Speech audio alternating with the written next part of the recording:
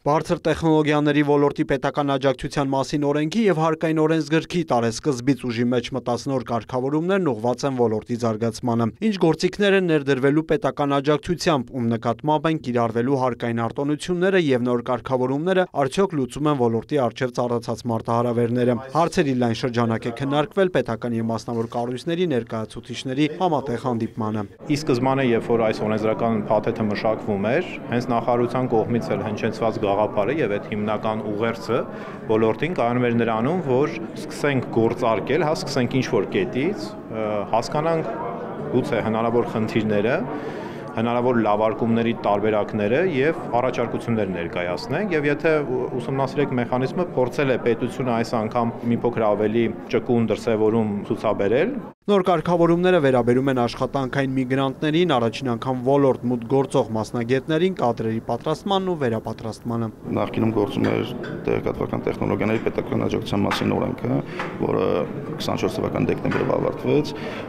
Այն ժամանակ այդ օրենքը ներառում էր բացառապես ստարտափներին, այսինքն ինչ արտոնություններ կար ժամանակի միջև 23 թվականի վերջը կար շահութարկի գծով արտոնություն, շահութարկ չէին վճարում եւ եկամտային հարկ աշխատակիցների գծով 20%-ի փոխարեն 10% էր։ Հիմա այդ օրենքը վերացավ, արդեն նոր բարձր տեխնոլոգիաների ոլորտի աջակցության մասին օրենքը երբ որ մտավ, նա արդեն ավելի լայն սեգմենտ է ընդգրկում եւ բոլոր տեղեկատվական տեխնոլոգիաների եւ բարձր տեխնոլոգիաների ոլորտի կազմակերպություններին կարող է ներառվել։ Եկամտահարկի 60%-ի վերադարձ է նախատեսված այն ընկերությունների համար, որոնք կներգրավեն աշխատանքային միգրանտներին եւ սկսնակներին, իսկ վերապատրաստումների համար նախատեսված է եկամտահարկի 50%-ի վերադարձ։ Արտոնություններ կան գիտահետազոտական աշխատանքներ իրականացնողների համար։ Եկամտային հարկի գումարը սահմանվում է R&D ողջ ժամանակահատվածի ընթացքում 10% ստանդարտ 20-ի փոխարեն։ Ամորտիզացիոն մասամների մասով տվյալակազմակերպությունը ստանում են արտոնություններ, շահութարկի հաշվարկի ժամանակ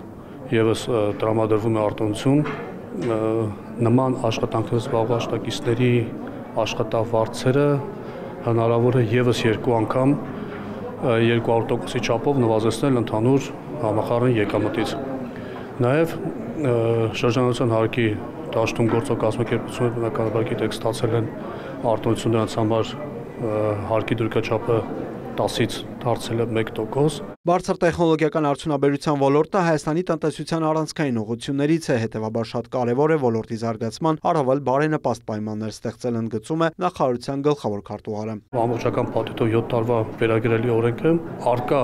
ողջամիտ դժգոհությունները հաշվի առնելով մենք պատրաստ ենք նաև հետագայում խմբագրել, վերաշարադրել եւ ինստիտուցիան բարելավել ամբողջ օրենսդրական փաթեթը։